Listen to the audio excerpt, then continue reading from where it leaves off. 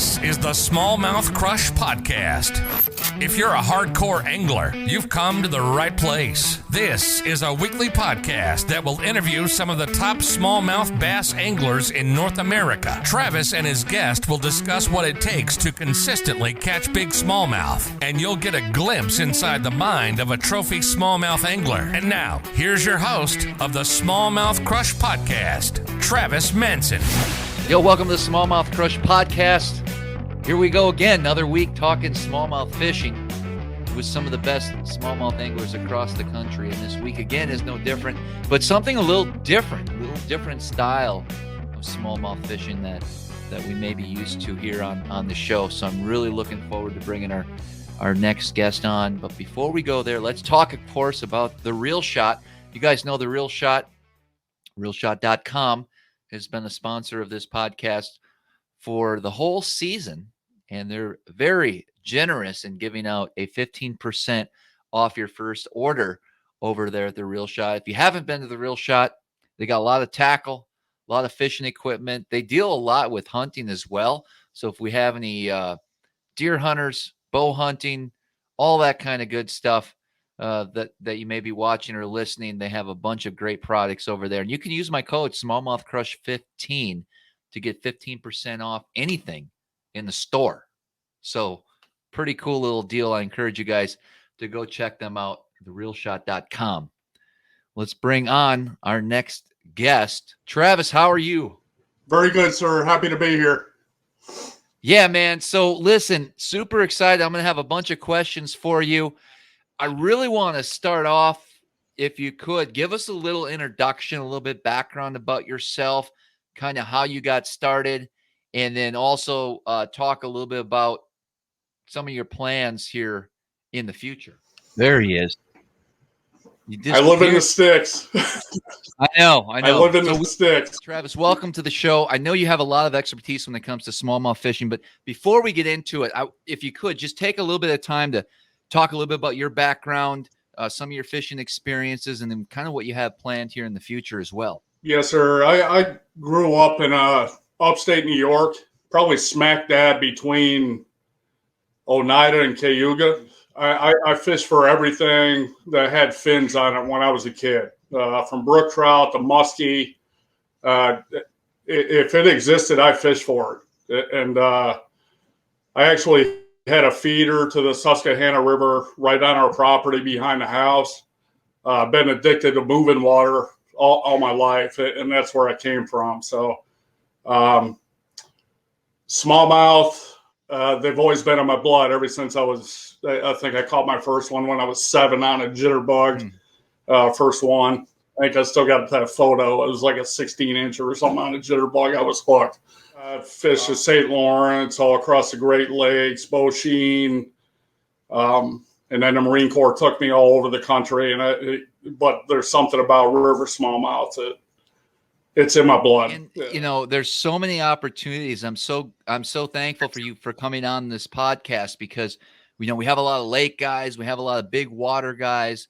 The stream fishing is really intriguing because, for one, there's a lot of places where you can just get away from people. You have the whole stretch of river to yourself, I'm sure, in a lot of situations. And the fish just, they cooperate, right? I mean, most of the time they cooperate. And there's a lot of different ways to catch them. So right now, like currently, what would you consider your home water now? As I mentioned, being from upstate New York, after my dad passed away, I posed a question to my wife.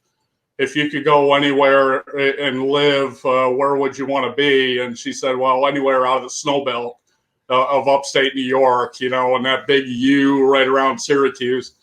And I said, well, we got to be near river smallmouth in the middle of nowhere. And I pretty much labeled it the Bermuda Triangle of river smallmouth on the East Coast. And that's the Shenandoah River, the Potomac, north-south branch, where I'm at. I'm in the eastern panhandle of West Virginia, and it doesn't get any better. And I'm only, an hour and a half, 2 hours from the Susquehanna if I want to get real fancy and go up to the big water. But you nailed it. I've got about probably 40 to 50 miles of river that I've seen 3 fishermen on in about 16 years that we've been here. If we weren't doing this tonight, I'd be out throwing a topwater right now up around the bend here near the house. So, that's my relaxation at the end of the work week. And first thing Saturday morning, first light, we're back on it. So I gain a lot more out of teaching people on the water anymore than I actually get out of doing. My number one fishing partner is my wife, and thank goodness she loves to fish. She'll even want to go on days that I don't want to. She'll be like, well, the river's looking perfect for, this and that. And I'll be like, shoot. By midday, we're on the water. So right. I'm certainly blessed in that regard. Walk me through the environment, if you could, too, sure, of the river system. I'd love to get a visual to our viewers and listeners, kind of the type of water that you're fishing. A great deal of our water, to the layperson, would probably seem more like it would hold trout. Probably large brown trout, like looking water. Median water, and by that I mean stretches well down from the headwaters. In trout terms, it would be where your larger brown trout start eating suckers and chubs rather than sipping mayflies. And that's pretty much how I approach my smallmouth fishing. And it goes back to my youth, how I read water. I concentrate on very few areas for the big smallmouth. I'm not a numbers guy. To go out, 40, 50 smallmouth and maybe one of them be 15, 16 inches, that's not my gig. And sometimes I drive my wife kind of nuts on that. I would rather get 5 bites, quality bites a day, and those fish be citation fish. 20 inches and up is what most river smallmouth fishermen consider, large fish. And at the beginning of the season, I typically had the goal of anywhere between 20 and 25 smallmouth, 20 inches and up, to reach that. And that's on my water. Those are big fish. They're big old fish. They're wise fish in crystal clear water. So that kind of is roundabout what we do. A friend of mine down in Maryland calls it your smallmouth fishing in trout water, pretty much. Yeah. No, I can relate. I can definitely get a visual of that. There's so many small streams. And how are you getting access to these waters? Are you wading, or are you taking some type of boat or canoe or kayak, or what's your setup typically? I'm a kayak guy. I spend more time out of my kayak than I do in it. For me, it's simply a taxi from one spot to another. I will anchor up my kayak with a power pole, the micro anchor. I'll set up on a sandbar. It could be 40, 50 yards from where I intend to fish. I'll fish a spot. I'll go up and grab my kayak and float through where I just fished. I'll get down to the bottom of the run where I just fished. I might anchor up again and try it from a different angle, casting upstream, up and across, rather than down. And I carry a lot of different presentations for that up and down, presentation, whether or not you're casting up and across or, down depth. CFS, cubic feet per second is a big deal on my drop rates on all my lead and plastic. I'm absolutely anally retentive when it comes to my jig heads and my plastic dropping right and looking natural. So there's a lot that goes into river fishing, crystal clear water. Although they might not see a lot of pressure, they're very smart. A 20-inch fish in a river is probably just as old as a big, smallmouth out on the Great Lakes, I would imagine. Yes, sir. Some different approaches. I'd love to hear how you approach that with different techniques, and what are some of the key ways that you catch these smallmouth in these smaller streams. I'm a big proponent and I think Rick Lund said this best years and years ago. If you wish to know about the owl, study the mouse. And by that, if you want to know more about smallmouth, get in tune with what they're eating. Anyone that's ever fished with me would definitely tell you every single fish, it doesn't matter if it's a rock bass or a 10-inch pumpkin seed, whatever, I'm looking in their mouth. I'm watching that fish when they come in, if anything's flying out of its mouth. The natural approach definitely aids catching larger fish. Having an idea as to when Dobson flies, Helger mites are showing up, whether or not fish are on minnows, suckers, chubs, crawdads, all that stuff comes into it. And I follow that through the season very, very closely. So knowing the food chain is huge. And I'm really big on drop rate with my lead and plastic. If you had ideal conditions in a stream, I definitely want to pick your brain what happens when it gets muddy and rainy, and if you even target those fish in those conditions. But in the perfect scenario, what type of baits are you throwing at these fish when you can? I've got probably 2 perfect scenarios that I look forward to, where it's hard for me to sleep at night when I know it's setting up right.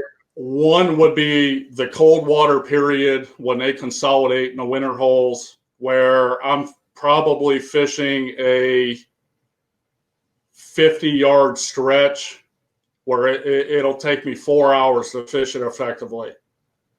Where those fish they're stacked, they're in there in numbers, where I like to use the term where 90% of the fish are in 10% of the river, where they're going to winter over. My wheelhouse is fishing extremely methodically in the cold water period, mid-October, when we get that time change. With that diminished light. Right. I key on that. A lot of guys will look forward to in the spring, and the birds start chirping and stuff like that. And we start being able to sit out on the porch, in the evening and stuff like that in the spring. But for me, as all my friends would attest, I look forward to give me some snow flurries and give me when the deer are on the rut. That's about go time for me on big fish. That's when you're going to be targeting them. And yeah, absolutely. We really do some damage toward the end of the year. And I'll fish right up until typically, if I can get a 3-day warming trend into mid to late December, the later the better, I'm still out. And I don't care what the weather is. If I haven't iced up, a lot of my wintering holes will ice up because they're in canyons, really steep topography where they're getting no sun throughout the day. And I rely a lot on those 3-day warming trends. If I can get a cast into those wintering holes, I'm going to score. And by that, I'm talking, some of our fall days, late winter days, you can get on 4 or 5 fish that are 20 or better. What type of baits are you throwing at these fish that time of year? That time of year, I would be throwing 2 baits. I don't know if you want me to mention the one, because I'm fairly certain you probably use it. Well, yes, definitely share it. I want to hear about it. The first one would be, they're both rigged. Would absolutely be a Nico tadpole on a drop shot. No kidding. That's one of my favorites. So that's a recent bait. Well, I've been experimenting with that bait over the last year or so. I'm not sure how long it's been out there on the market, but the Nico tadpole has really done well. It's designed. It looks like a tadpole, right? But for me, I believe it imitates a goby. So I use that a lot on the Great Lakes. What do you think that imitates in your streams, or is it a tadpole? You think it imitates the was it willow cats? Is that what you call them? Yeah, stone cats, mad toms, willow cats. Yeah, they're all the same. basically looking like a, that 3-inch range baby catfish to the layman. Sure. Are you drop shotting that or on a Yes. jig head? Drop shot. Okay. And is that something that works year round for you, or is it specifically in the colder months? I could, if I wanted numbers. Yes, I no doubt about it. I could do some major damage on that bait in a drop shot year round. Okay. I have found that bigger fish react more to those mad toms, stonecat, small chubs when I get 40 degrees and under, and colder the sense. better. Right prior to that ice up. Second one, and probably some people have read, on Ned Katie's site. He and I collaborated for years, I guess, on various Ned rigs.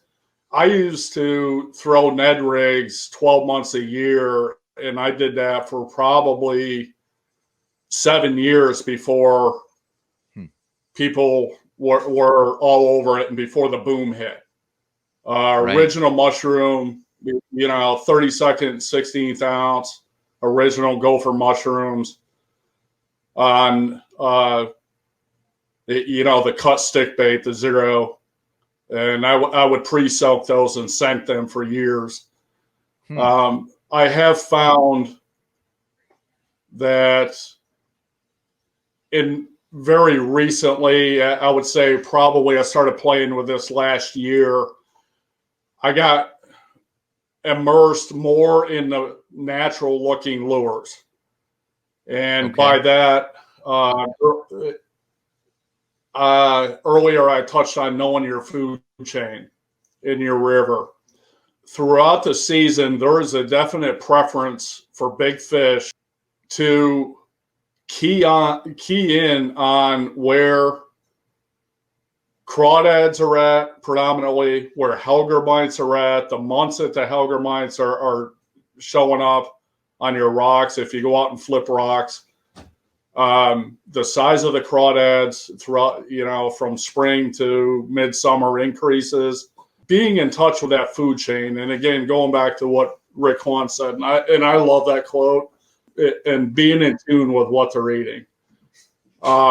Second bait, and quite honestly, the only time that I throw it anymore, that time of year right there, sub 40-degree water temps, that's when I throw a Ned.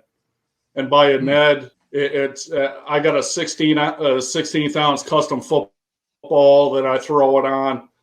I sent that because I don't want that bait, and this is contrary to popular belief, but I'm not a big proponent anymore after years of doing it, where I want a bait sitting up like this.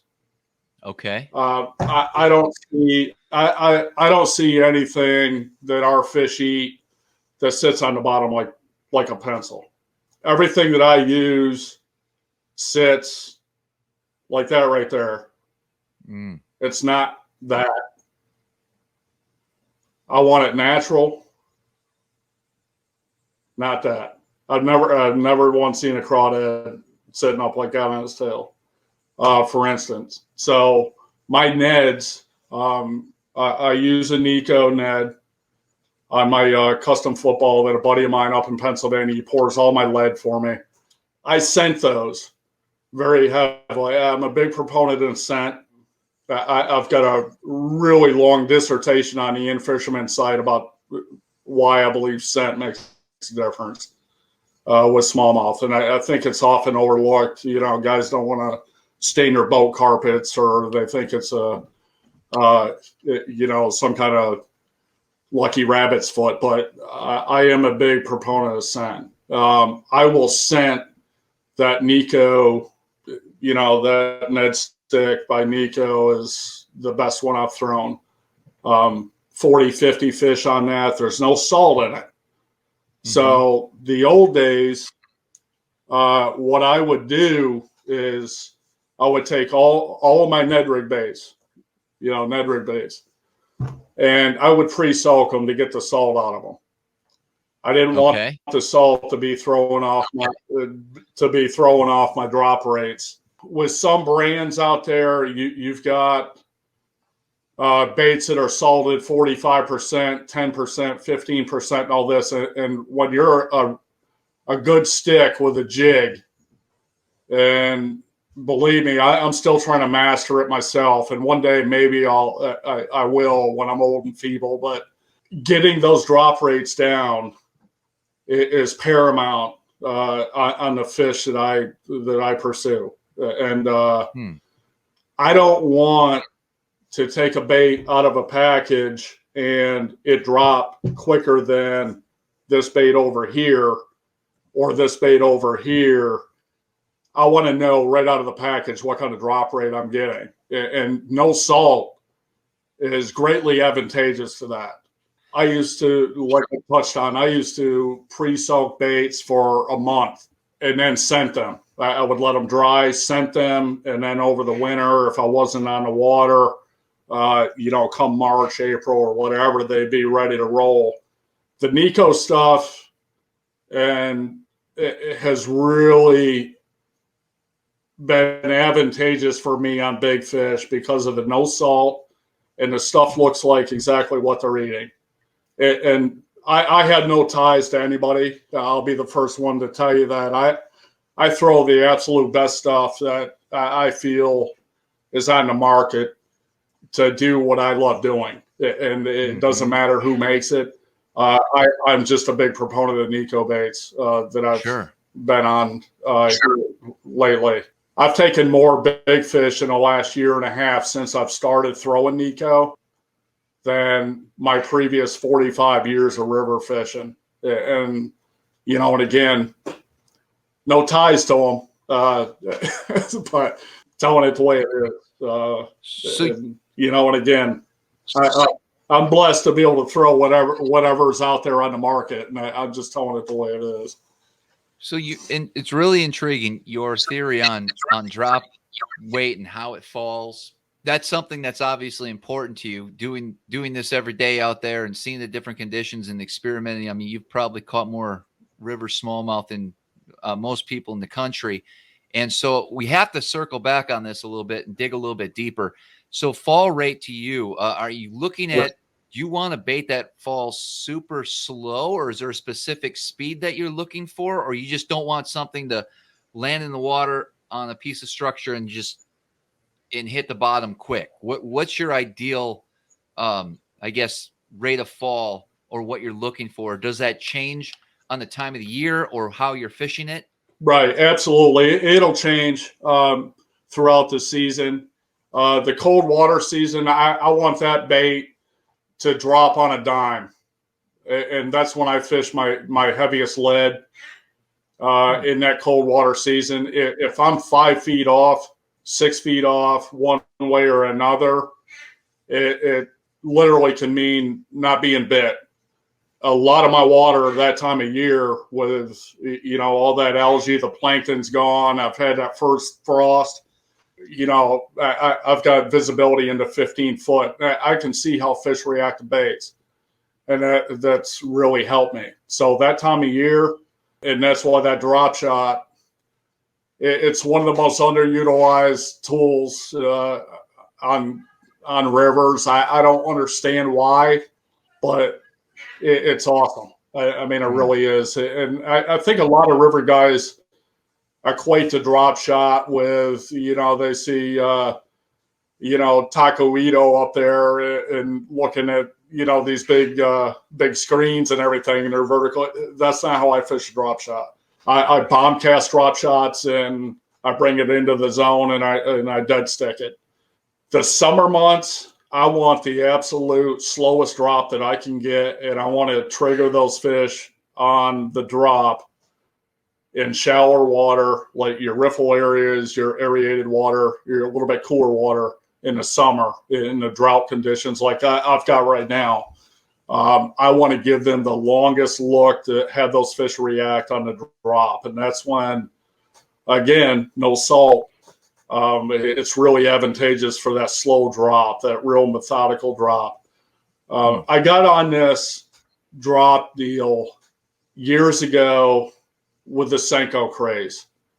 And I fished Senkos religiously for years. Again, no ties, dirty on them.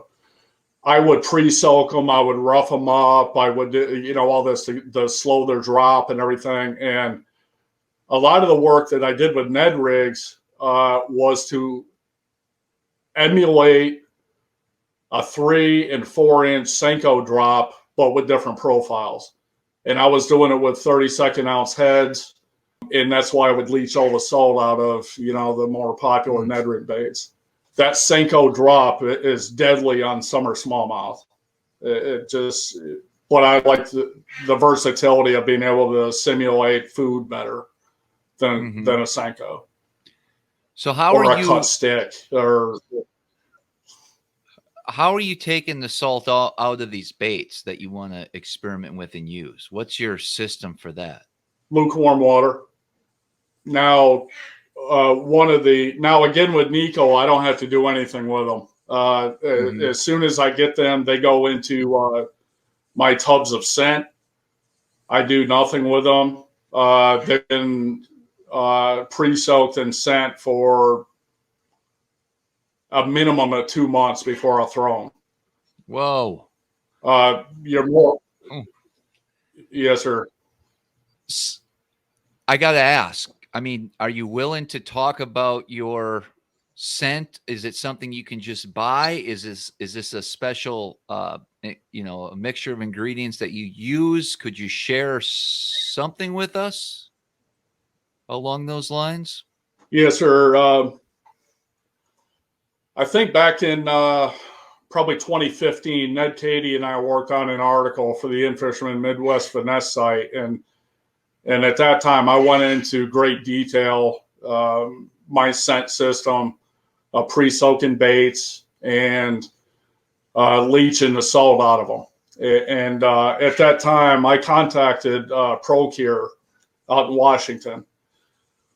And ProCure scents they're all natural. And essentially, I called them up and I told them what I wanted. And, about 10 days later, I had, enough scent to last me the next 10 years of the ingredients I wanted in it, of what I think makes a difference on baits. That was an oil-based scent that I originally had custom made by them. If someone calls ProCure, and again, I have no ties to ProCure, I'm just, I use it. If somebody calls them up and says, well, can I get, Travis Myers' custom ProCure? Not saying anybody should, because I'll give you an easier route. They actually will contact me and ask me whether or not it's okay if they give out this custom blend that I came up with, which is nice. It kind of strokes the ego a little bit, but there are easier ways to do it. I'm a really big proponent. In the last couple of years, I've been playing with water-soluble scents rather than oil.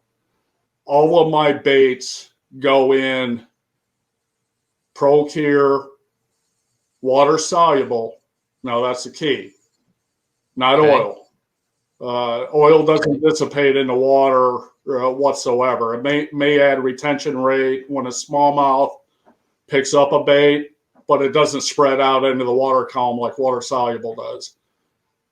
If anyone's used a water soluble scent, you'll see this big cloud appear in the water, and oil doesn't do that. All of my baits go into water soluble ProCure shrimp. I'm just taking notes. Now, a lot of guys are going to be familiar with a lot of the JDM baits, as am I. Being largely a finesse guy, I was enamored with a lot of the JDM baits back before they were available here in the States. And almost every one of them that you get over here, a pack of plastics, they don't smell like what's available here. Mm-hmm. You know, and I'll use most smallmouth guys or bass guys in general are familiar with Kayak. You know, fat impact. You know, look on there and see what that's scented with. Your squids, your shrimp. Kind of the cat got out of the bag a little bit with Taco Ito. When do you want up north? And I keep touching on that because that's up around my home, you know, up where my stomping grounds up there when I was a kid. But he kind of let the cat out of the bag a little bit on that shrimp deal and soaking baits and pre-soaking baits here recently with his big win up there. He's absolutely right. I can't explain it. I'm not a smallmouth. You know, I don't like to talk in those terms, but there is something to it. Your Kitex, a lot of your JDM stuff is shrimp and squid. My stuff sits in it for 2 months before I'll throw them. I'll look in them weekly to see how it's dissipating over the baits and whether or not it's being soaked up. And I'll add a little bit more here and there. When I get off the water, my baits go in it. When I'm on the water, I carry these. I have these little sandwich Tupperware deals that all my baits are in it and they're covered in it.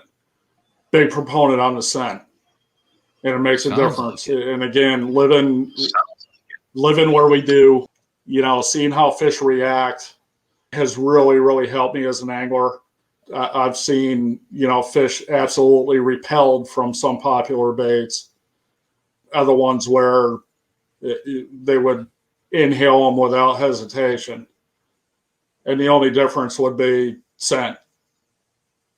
And again, I believe Ned still got that article up, but it was very extensive back to, I think it was 2016, 2015, 2016. Ned and I collaborated on that. So, well, you know, case in point, you know, most anglers right now are probably clamoring to get their hands on a Berkeley flatworm. Mm-hmm.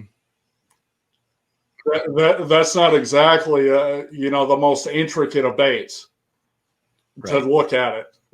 Exactly. You know, but there's something to it. Exactly. So. And you feel it's the scent over the action of that bait? Absolutely. Oh, yeah. Yeah, absolutely. I think, you know, there are hundreds of baits that in the water would simulate exactly what a flatworm looks like, either on a 32nd ounce gopher or, you know, a drop shot. And it's loaded. You know, you've drop shotted them. You know, most all of us have. And they're heavy. You know, for the size of the bait, they're heavy. They're loaded up on scent. The action off that flatworm,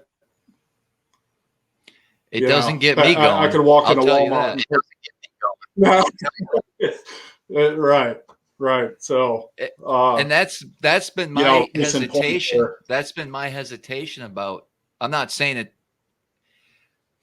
I know it works, but I just can't get over the fact that I've tested in an aquarium. I've seen what it looks like underwater. It doesn't do anything to me. You know, it doesn't act like how I would expect the perfect drop shot bait to act. But there is definitely something about that scent. So circling back on the scent, Procure, if we get some type of water-soluble, I guess, shrimp mixture, that's what you would recommend? And just absolutely. Now, some baits, do you find, you know, obviously Nico's a unique type of plastic. Perfect. While you were gone, I was on the website. That was a doozy. Oh, well, funny story for the viewers and listeners. Obviously, you know, you're in the backwoods there, and the internet's not the greatest. I'm just glad I was able to jump on the website and get my scent here before the viewers and listeners get their hands on this in a couple of weeks. So I'm glad your internet went down. Actually, it's really fascinating. So you are a true believer in scent, and I know that you've experimented so much and you have like a system down. So I'm just curious. I know you like to soak for a month or two. There's different types of plastics out there, Nico or Z-Man versus, your standard plastics that are on the market. Do you see any issues with that water soluble mixture on different baits, or can you leave them soaking for a month or two and it doesn't matter? Sure. For years, quite honestly, the only plastics that I owned were Z-Man. Again, numerous articles on Ned Katie's site of various trips I've had with Z-Man throughout the seasons, throughout the years, all that stuff. The oil-based scents with Z-Man are what you want. The Nico is medical grade plastic, and it's really difficult for the scents to permeate those baits. That Procure shrimp will permeate the Nico baits beautifully, and it's the best stuff I've used with the Nico baits. And I'm a strong proponent of Nico stuff, of course, but that plastic is just different with the Nico baits. And as you can probably attest, drop shot in the tadpole, there's no rhyme or reason little bait like that should last 20, 30 fish. But I mean, those things are tough. I mean, and the reason I bring that up is the oil-based, some of your Kayak stuff, some of your Z-Man stuff, you're going to be better off with that. With your higher grade plastics, you want that water soluble. And you want to leave it on as long as possible, and just let it do its thing. And let me ask you this: if you had to rush it, okay, let's say you had to rush it, sure, would you be comfortable? Is it better to at least soak it overnight versus 2 months? Do you still feel that has some effect to it, or would you be like it's kind of a lost cause? Oh, sure. It doesn't matter. Yeah. Okay. No, sure. Yeah, some is going to be better than none. And speaking from a big fish perspective, I'm also kind of a proponent of, and this is kind of out there for river smallmouth fishermen, but I watch a lot of what the big swim bait California anglers do for various reasons. They're tuned into bigger fish, even though it's a different species than what I fish for, different environment. But the minimal rigging, the scent, having the scent on the bait, allowing that bait to skate better in a fish's mouth, you're going to get more longevity out of your baits when it's not getting all gnarled up in that sandpaper lip of a bass, and you're going to get better hook sets. The slicker that bait is, and it moves more in those fish's mouth. And you've taken enough big smallmouth, in your lifetime, sir, to know, you get up above 5 pounds, and their mouths are they're just like mechanically strong. Like vice grips. Mm-hmm. They're from crushing crawdads. It could be perch, up on a night or whatever. But every little advantage I've got, on those big fish, I'm taking it. Big proponent of scent. I add rattles to my jig heads. Whatever I can do. I put eyeballs on all my baits. 3-dimensional eyes. I'm a big proponent of that as well. Okay, so it probably goes back. Sure. So putting eyes on your baits. Let's say you're Ned rigging, would you try to put something on your jig head, or is there a way to actually get some eyes on your soft plastic as well? I'll put 7mm eyes on any of my Ned sticks. Oh, the internet's gone again. Just when we're getting to the good stuff, guys. We're going to try to get him back here. And by the way, while we're waiting for Travis to come back online,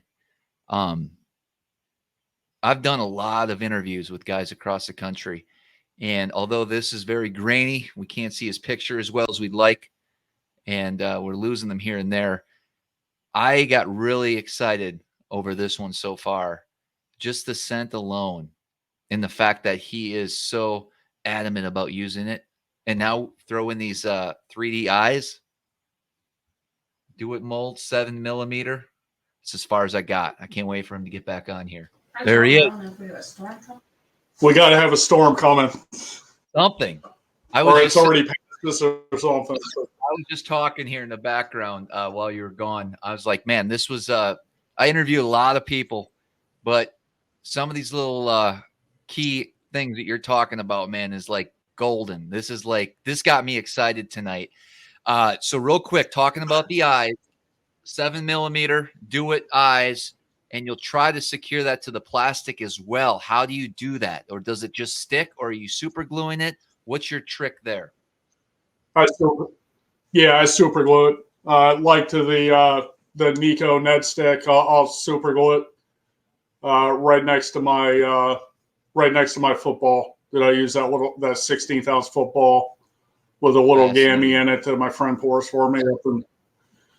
And I'll scent that in a way where, and again, it's not sitting up there like a pencil. I know that that's all the rage. I don't want my baits doing that. I want, and again, I'm probably as anally retentive on my lead as I am my scent and all that stuff. But my friend that pours all my lead for me, I want something sitting like that in the water. And that's obviously a Nico Helgermite. A lot of guys are getting onto the Nico stuff, most noticeably the Helgermite. But one mistake I've been seeing them do is they're putting it on a mushroom. And never once have I ever seen in the natural environment a Helgermite looking like that on the bottom of the river. So I use a modified, what we call a sled head that my friend pours. Very popular on East Coast rivers, but it's just a killer. You can't wedge these things, and again, I've got 15, 16 years of using mushrooms. These have replaced my mushroom heads. Plain and simple. They're superior. They won't wedge. Does your friend sell these as well, or is this just a little special thing here? No, he sells them. All the ones that if somebody gets a hold of him and said, hey, give me the best sled for the Nico Craw, he's going to know what it is.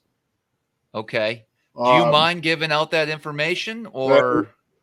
No, in fact, tonight on the way home from work, I stopped at the mailbox, and he had 300 of them sitting for me, and he's been hard at work for me getting all these right. Now, I use 3 different sizes. I use a 16th and an 8th, but I use different size Gamakatsus in them. These things are paramount to river fishing, and a lot of guys know that. But I think they typically pair them with the wrong baits that may have a tendency to want to stand the bait up. They're unbelievable with the Nico stuff. I mean, they really are. They're live bait without the Folgers can.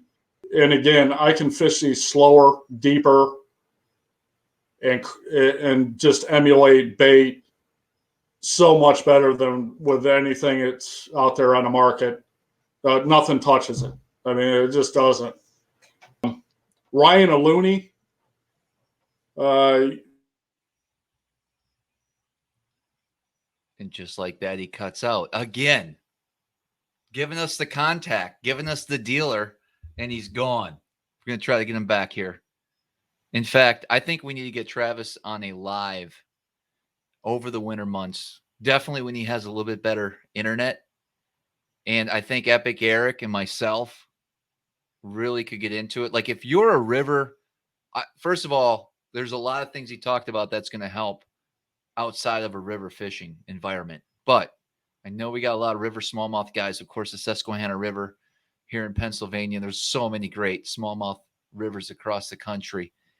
This was like a little teaser, this podcast. I think he's got a lot more tricks up his sleeve. And if he's willing to share, I think we definitely want to get him back on. Let me know in the comments below what you think.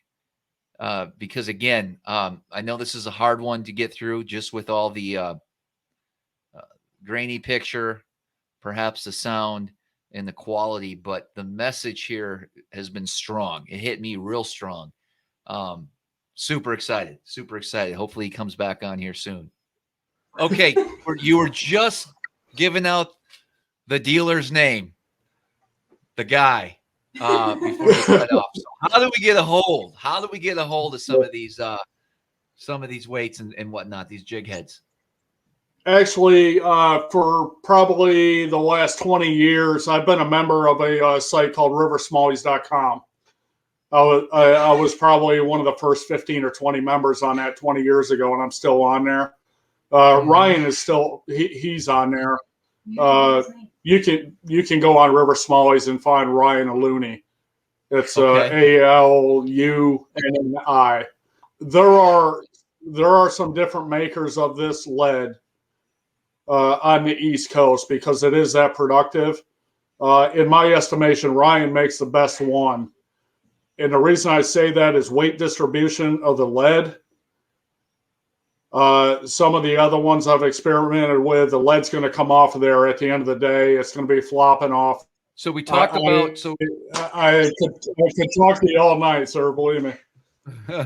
So Ryan Aluni, ALUNI. Yes, sir. Perfect. He's got all the goods. Yeah, close enough. Yeah, close enough. As you were cutting in and out, I also mentioned I really would love, Travis, if you're up for it, perhaps this winter to come on one of our live shows with my buddy Epic Eric, who's definitely a bait hound that's going to dig all this information and really get into it, because we have a lot of river smallmouth anglers. Of course, the Susquehanna River here, and of course, there's a lot of great bodies of water all over the country. But you have so much wealth of information, and a lot of this transfers over to the big water as well. And so let's get your internet right this winter. Get into a setting maybe where we can go over this stuff and really dig into. If you're willing to share, man, we got an audience for you, and this stuff was great. If you're up for it. Oh, absolutely. I love to teach, and awesome. I love to pass on, my 40 years on the water. So sure. Yeah, I love this. So yeah, man. So this is great stuff. Yeah, we are running. No question about it. All right, we're in. We're going to get them back. We are running a little bit out of time, but I got to ask you a couple questions here that I like to ask everyone on the podcast. Sure. One, I'd like to know, what's your personal best smallmouth? Oh, in a river? In moving anywhere. water? I'd like to know, yeah, moving water, and maybe just if you call a bigger one outside of a river, definitely. I have my biggest was probably 7.2 out of Oneida back in the late 80s. Wow. On a jig and pig. That's 8th ounce jig and pig. 8th ounce jig and pig with a number 101 pork frog on it. Sure. How about a river fish? I know it's rare, right? Almost non-existent to catch a 7, but they're, I mean, I don't know. It really is. I've got I would guesstimate 6 fish over 6. Those are some big fish.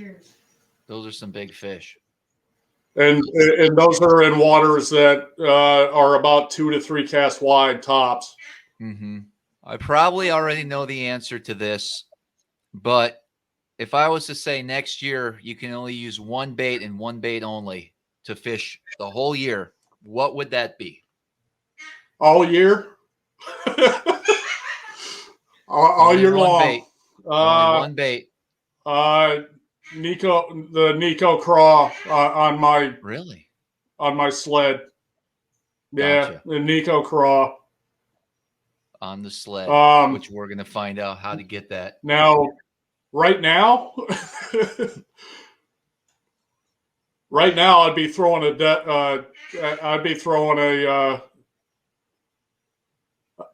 depths glide bait. A depths glide bait, really? Yes, sir. Jeez, that opens up a whole another conversation. All right, we are definitely bringing I don't talk you back. about that. Okay.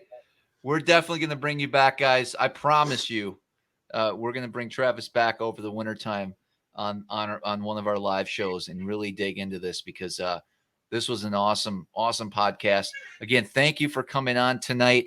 What would you, if people want to learn a little bit more about you, do you have any, are you on social media at all, or how can people follow you, or what's the best way if they have questions to just get a hold of you, if you don't mind?